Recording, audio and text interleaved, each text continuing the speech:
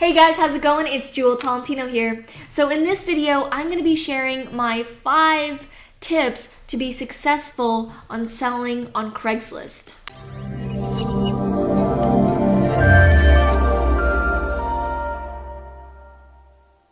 Alright, so I know quite a bit about selling on Craigslist, and if you've seen my past videos, basically what these videos are going to be, I'm calling them back to basics, because this is where I started. I started my first way of selling online with products and stuff like that was with Craigslist, and to date I've done over $8,000 in sales on Craigslist, and that is cash. That's pure cash, because when you deal with Craigslist, you only deal with cash. You don't take any checks or anything like that. It's just you give them the product and they give you cash in your hand. And I've done this all part-time. This was never my full-time thing, and I worked it around my schedule, so I know quite a bit about being successful with selling on Craigslist. Just before I get into the tips, I want to let you know that I've got videos on eBay as well, because after I mastered Craigslist, there were things that you can't sell on Craigslist, but you can sell on eBay. So you guys can check out those videos in the description below, or come back to our channel on Mondays. We release these kinds of videos on Mondays. Okay, so I'm gonna let you guys know 5 of the tips that I feel you need to do or have in order to be successful on Craigslist. So the first tip is you need to have great pictures.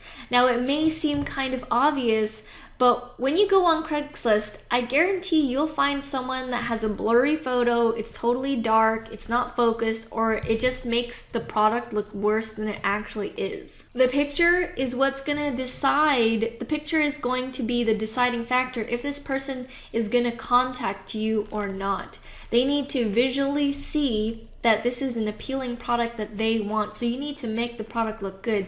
You need to take good pictures. You need to have good lighting. You don't need a special camera. If you have, a DSLR, then by all means use that. But when I first started, I used my cell phone, and it wasn't even this cell phone. It was the S3 or the S4, something older than this. And that worked fine. So when you take pictures, you want to have good lighting, make sure that you've got a clear background, and you want to make the product look good. And you don't want to just take one picture, you want to take many different pictures of different angles if possible. I can't tell you the number of products that I see listed on Craigslist that either have no picture or the picture is total crap. So you want to stand out from those people and move up from them, so make sure you have good pictures. 2, you need to have a good description. So what I mean by that is not putting a one-liner that says, call me if interested, or naming the product and not putting a price and just being very vague. The more detailed and the more structured you are, the more that the buyer will feel more comfortable buying from you, because there's a lot of scams that go on Craigslist, and you want to present yourself as a person who's honest, you've got the product, you're actually trying. The more effort that you put in, the more you'll get out of it. I've done lots of testing on this, and because of my descriptions, I've had people tell me that there were other people who were selling for less, but they chose to buy from me because of the way my pictures were, the whole thing was structured, my communication, everything made me more desirable than the other people, even though I was listed as higher. So in the description, you want to be detailed. You want to say if the color matters, the dimensions, what it's used for, if it's a great gift for something, what they can use it for, the specs, the general specifications of the item. Like if it's an electronic, you can usually find the specs on a website or something like that. Again, the more detailed that you can be, the better. Number 3 is pricing. You want to make it seem like it's an amazing deal that they cannot refuse. So here's what I mean by that. Let's say I'm selling this Swell bottle here, this water bottle, right? In the listing, I'm going to say that, now this is just an example of this, but let's say I purchased I would put in the description that I purchased this water bottle for $100, but now I'm selling it for $25. You want to put the before price of what it's valued as new and the price that you're selling at. When you can show the difference, the discount difference, it makes it easier, psychologically easier. The person who's looking at it says, hey, you know what, that is a good deal. Now I'm just exaggerating the numbers here, but because you would never buy a swell. Actually, I think these swell bottles can go for a lot depending on the designs. But anyways, you want to show that big price difference gap. The thing is with Craigslist, people are going on Craigslist for a deal. They're not going to go to Craigslist to get $5 off of something.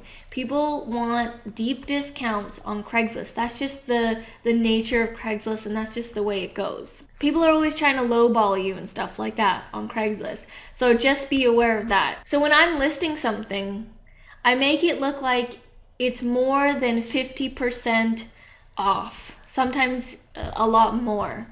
But I put the price as if it were brand new in store. Like even if something was, I'll give you an example. I don't even know what it was called. It was my dad's. It was like some sort of transmitter radio thing. And it was by Toshiba and it was made in the 80s. And back then, in the 80s, if you were to buy this, it was like a big ass thing. It was heavy. And if you were to buy it back then, those kinds of systems were like $1,000. Now, I'm not selling it for $1,000. I was actually selling it for like $100 or $150. So to show that back then in the 80s and 90s, you would pay $1,000, but now I'm selling it for $100, it shows a huge discount. Now, obviously, that was purchased back in the 80s, but to show that that's what you paid for it, psychologically, it's like a good deal for people. You see it all the time when you go to malls and stuff like that. They do those sales all the time. They do it for a reason, and they need to do the same thing on Craigslist. 4, your communication. So when you get an inquiry, it's not a home run yet. You need to still close the deal because they are inquiring about the item. You need to have great communication. Don't be lazy with your communication and don't be sloppy. What I mean is, make it look like you are prompt, you have things together, and that you're a good person to buy from. You're not a scammy, sleazy person that you should avoid. You want to be that person that's like a great salesman. So I'm going to give you an example. So let's say someone emails me saying they want to buy the Swell bottle. And they're like, hi, this is on email. So they go, hi, is the Swell bottle available? And then I would respond with, hi there, yes, it's still available. Would you like to purchase it? If so, I can meet in Richmond or downtown Vancouver. Please let me know. Also, you can text me as well. Here's my number. Thanks, Jewel. Always use your real name. Be real with people.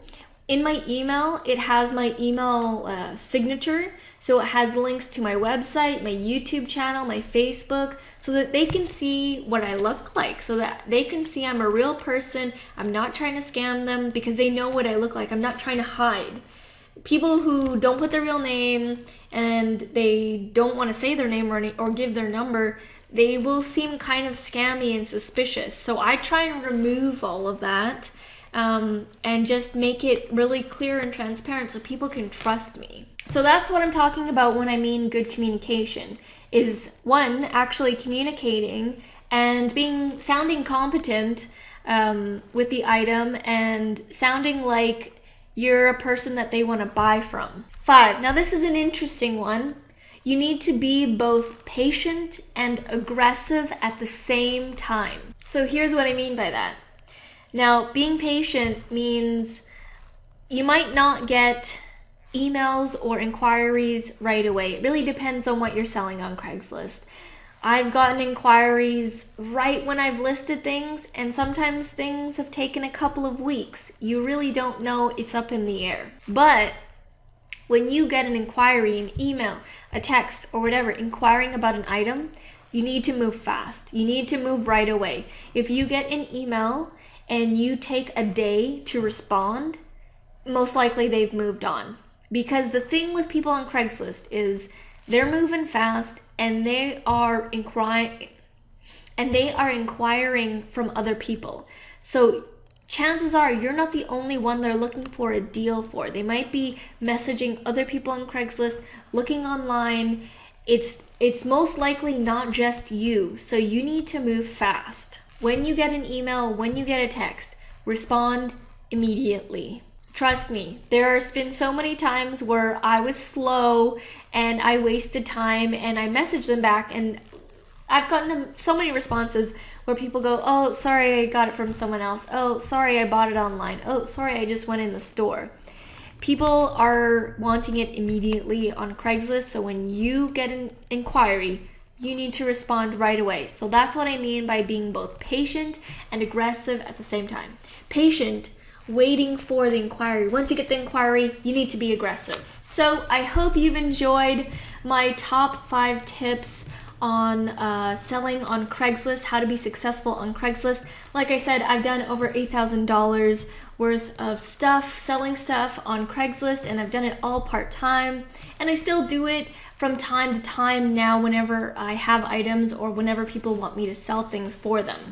So if you like videos like this, stay tuned, because on Mondays I'm going to be doing videos on Craigslist, and on eBay I'm calling it my Back to Basics episodes. So stay tuned for that. Also, if you want more in-depth training, if you want more of what I just talked about in depth, if you want me to actually show you the descriptions and the pricing and things like that, I've actually got a course for this. You can check that out in the description below or in the annotations that are going to pop up on the screen. Alright guys, well thanks so much. If you've enjoyed this video, if I've helped you out at all, please let me know by giving us a like, a comment, a subscribe. All that would be very much appreciated.